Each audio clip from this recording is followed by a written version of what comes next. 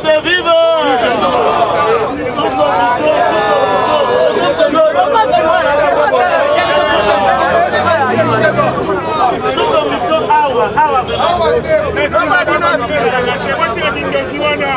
Il est c'est vivant! Na comprendre te viva auto za koloba on dirait ma place oyo na boy kotanga accommodé Fatibé Lelo un gouvernement t'a attendu et je vais expliquer pour nous préciser ma phrase que le gouvernement oyo lelo dans les délais. Pourquoi les délais? Article 78 de la Constitution et si informateur qui serait à ce moment-là nommé par Mokonzi Mboka, pouvoir y accuser l'informateur pour une durée de 1 mois, renouvelable une seule fois, soit 60 jours. Wana Moussala information 60 jours. Lorsque y a Silisi Moussala information maximum 60 jours, rapport recueilli, va nommer Premier ministre ou les formateurs, Wana Bako Kamata Moussala Naye pour une durée ne peut excéder aussi 60 jours. Soit 4 mois, c'est la loi et c'est la légalité. Est-ce que Outa Bahati Lukoba Salaki Moussala Naye Nansama Eko Koba consultation et formation, le gouvernement est bien, est-ce que tu sali 4 mois? Alors, quoi que nous se baneko yoka awa. Et comme il n'y a pas de balobaka biso kolungo bomba, un Africain quelque chose à Malonga, bomba ango dans un livre à commonate. Vous n'arrivez même pas à lire ce qui est visible. Bahati Lukwa Basali Moussala information et il en a fait sans qu'il ait épuisé délai maximum il y a 60 jours. Ce qui, tant qu'il y a ça dans 1 mois, il y a eu 1 mois révolu au Etikala Kotarangambo et Premier ministre. Et tout a été consommé de Bahati jusqu'à Sama, ça a fait 2 mois. 60 jours alors qu'on est là qu'à délai informateur. Alors lorsque Boa Koloba, Motema Dougou Dougou, Obanda Koloba, donc au Somona, Ozolamba Matembele, n'esprit Amadesu, et Kotoka, Pekobela, Nadire Moko na moto, former un gouvernement. Vous le savez, que les députés au Bazali Nara, il y a une union sacrée. Nous en avons 391 députés. Malheureusement, il y a un professeur, il y a Otouele, comme on a un qui koye bakaka jour à démissionner qui passe à la partie à Zalaki. Toye biete, attends à venir à Bango, ba biete, je sais qu'il était même député, que jour à Zongi, on a Zongi na FCC. Nous en avons 390 députés, plus de 500 partis politiques. Pensez-vous que conformer le gouvernement, la configuration locale à Wana, ça relève d'une messe à faire? Mokolomoko, lorsque Mokonzi Mboka a outi Koponama, nous étions dans les groupes à bateau pour travailler à la CEP, centrale électorale Nabiso. Donc, na Simakuna Mokonzi Yamba, et puis pour la 2e fois, dans le groupe, il y a des acteurs politiques, il y a Namongo, conduite par à l'époque le docteur Ekten. Mokonzi Mboka a Yamba Biso à 23 heures à peu près passé. Nous quittons de chez lui à 1 heure, 2 heures moins. Batumsu balaka na payote na zonga mukolwana na banga. Na bintoka ndeko za pesa République balala kate bazana tante mais era nina kosi sabatu oyo. Era nina kozala na tampo na bana pona foyer. Ba responsabilité au mona kana musika wana yali kokwaka ya distance za PTT. Former un gouvernement ne relève pas comme les gens parlent dans votre salon là.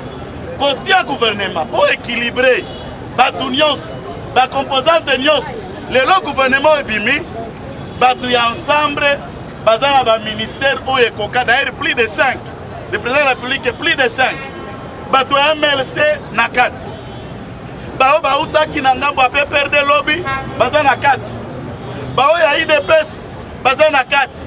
Société civile, ils en a 4 au point que Moutou Oya Koganga a zaté. Même quand dans les réseaux sociaux, Bobandi déjà Koganga, oh boye, oh Kingani, te. Ce qui m'a condamné à l'ongoli na ba directeur de cabinet naé, ba komi ba ministre, c'est que ba poste vacant na cabinet naé, asili sina no lo kwaza ko sala te. nalingi nanu base pour reconnaître Moussala Ofati Asali d'intelligence avec le Premier ministre pour la kobimisa gouvernement Oyo Mikolo Obakomela Bakoko Bazate Koko Moko Azate, puisque c'était notre malheur d'avoir comme Premier ministre homme Taza déjà la ménopause politique. Papa Ilunga Ilunkam. Et à ce moment-là, Aponi Moutumo côté Ozali déjà en voie de ménopause à part Modeste Moutuishaï Moutinga, qui est un vieux. Les autres, bah jeunes papa, Bamsous, jeunes et généralement les femmes. Équilibre, c'est le tout premier gouvernement. Au Batu, Oyo Baza, à peine 40 ans, Bazali, plus de la moitié. Plus de la moitié, ça ne s'est jamais fait. À Soukisi, moins de 50 ans, Baza, plus de la moitié à gouvernement. Nabasi, Namibal. Il y a même des ministres à peine 32 ans, comme Namassia, Ozalaki na bureau d'âge. Vice-ministre, il y a enseignement prière, primaire, secondaire et technique. Et comme on a premier ministre, il y a 50 Tebakiti. Donc, Mokondi Mboka a confiance na biso bagène na bino bagène. Betelan Fati Beto Mabo. A confiance na bagène, a confiance na bamama. Tango tali nombre ya bamama ou bakoti na gouvernement, vous êtes sans ignorer que réellement blocage ezalaki na gouvernement puisque basi bazalaki te. Eza bongo te. Akoti si bilongi ya basi suffisamment.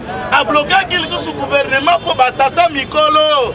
O bazali déjà na porte ya ménopause politique. Batinda kibe bakombo na bango ya bazene te. Et il a bloqué jusqu'à ce que les jeunes viennent. Un élément on a lingina souligné. Question moko batu baza komi tuna. Par rapport à mécontentement, pour le gouvernement Ebimi, est-ce qu'il y aura des mécontents? Ça, la politique. Le président de la République a été préparé comme un guerrier, un combattant, un acteur politique. Depuis son jeune âge, Tino a responsabilité au sommet de l'État. Dans chaque organisation, bah frustré, bazanga kate, bah insatisfait, bazanga kate, bah en voulant trop. Bazanga kate, et ceux qui veulent toujours plus bazanga kate. Yabolo, pour comme Yabolo azalaka nu ange. Mais makanisi na azalaka nde akoma nzambe.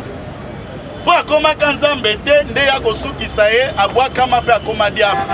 Donc certaines personnes peuvent penser comme les diables, de vouloir devenir ministre, de vouloir devenir ceci ou cela, mais le président de la République a poni yote. Si telle sera ta raison, nous encourageons tout le monde. Ceux qui ont travaillé pour le Congo, ceux qui ont allé pour l'intérêt national, montre-toi utile dans votre pays.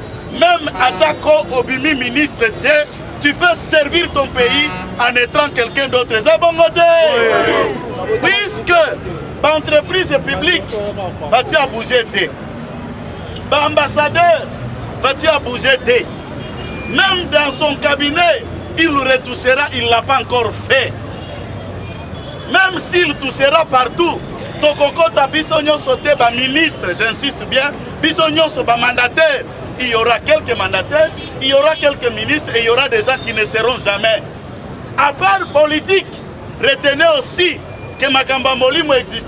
Vous devez être aussi dans le choix de Dieu pour bima ministre pour que Nzamba monate. Même tango muto akolukati ayo, mais si Dieu ne t'a pas vu ministre ou mandataire, tu ne le deviendras pas. Merci. Arrêtez de mettre le pays en moule et en sang pour bato babimite. On a lingina bandela. Lobana nuna bandela. Bande konabiso oyo nazongi ka lokola fatile lo na boy polémique. Bande konabiso banyamulenge. Bozaba congolais kaka soki munyamulenga za ministre te. Ce n'est pas puisqu'il y a munyamulenge ministre que vous devenez congolais, que vous avez votre part dans la nation. Non. Batribi et beleza en Congo, elle moko pe batika la kozala na ministre te. Cependant, bazaba congolais peut continuer à vivre.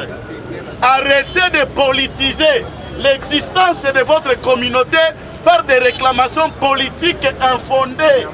Si chaque tribu a la nature de 450 tribus qui composent le Congo, Babandako réclamer un portefeuille et un ministère.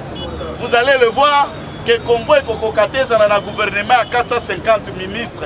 puisque faut pas passer école na école ministre na ye eza bongo te mais to féliciter Fachi puisque ministère ya décentralisation réforme institutionnelle eza te balongoli yango basupprime mpe Azarias oyo azali ministre ya balkanisation azali reconduit te eza esengo mpo na biso base puisqu'on ne voulait pas voir le visage du ministre de la balkanisation, Azarias Roubero Amaniwa. C'est bon côté.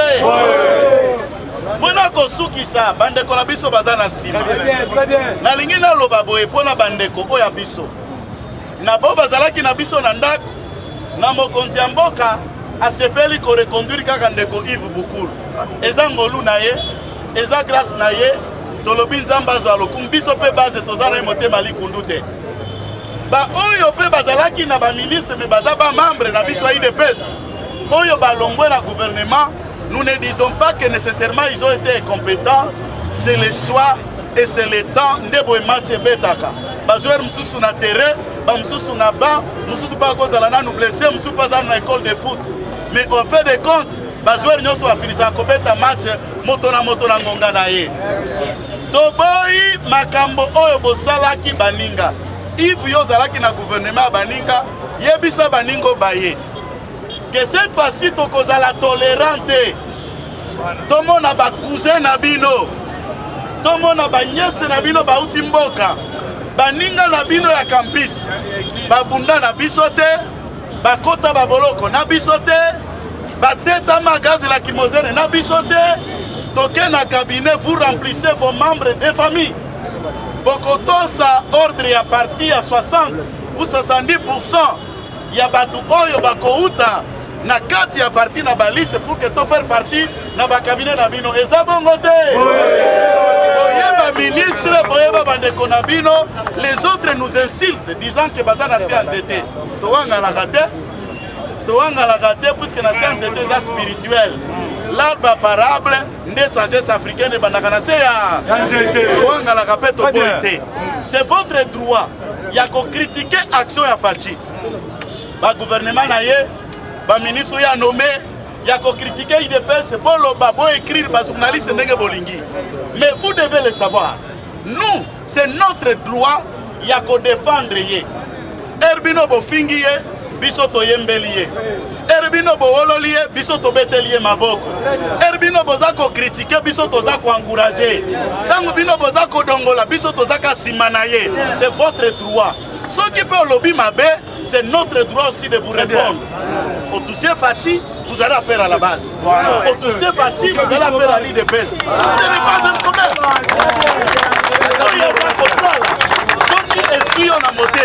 Et que ça vous énerve, il n'y a pas que vous na biso na nzela na yo. Wana zela yango. Soko lingomo na biso na nzela na yo bazo finga non. Oza journaliste sala musala na yo bossa na IDPS. Bossa na IDPS. Soko tie misu no na parlement debout en tout cas biso pe to kotia yo misu. Wana il faut yeba. Toza tolérante. Tokotika la pe kozala tolera mobiso toza ba combattant toyaki na politique na lelo tosuki awa Fatime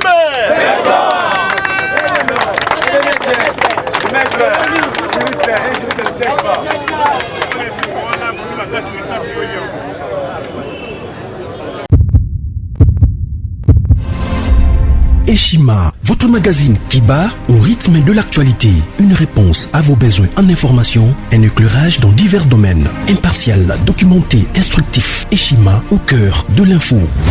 Retrouvez la nouvelle édition. Exclusivité. Estache Mouandi, ministre d'État, ministre des Ressources hydrauliques, relève le défi de la libéralisation du secteur de l'électricité. Des actions concrètes. Cap sur la libéralisation de l'électricité. Installation des mandataires ARE et Anser. Fonds Mwinda qui permettra de fournir de l'énergie électrique propre à 15 millions des Congolais. Signature contrat B-Box. Plusieurs protocoles d'accord signés dans le cadre de la mise en application de la loi sur l'électricité. les avancées enregistrées dans les secteurs des ressources hydrauliques et électricité grâce à la vision du ministre d'État Eustache Mouandi représentent un acquis indispensable qui balise le chemin vers l'effectivité de l'amélioration du taux de desserte en eau potable et en électricité. Focus. Payer l'impôt est un devoir civique. Le directeur général de la DGI, Barnabé Mwakadi, sensibilise les assujettis. Dossier Eshima, les épidémies les plus dévastatrices de l'histoire. Nation, le ministre d'État Ribens Mikindo met en valeur les blocs pétroliers et gaziers de la RDC afin de transformer les potentialités en hydrocarbures en véritable richesse. Élection 2023, le compte à rebours de la Senco. À lire également les portraits de Kelly Kounté, journaliste chevronné. Économie, budget 2021, moins ambitieux, plus réaliste. Culture, les tabous de l'inceste. Retrouvez l'intégralité du magazine Eshima dans les kiosques. Eshima Magazine, un nouveau standard d'information.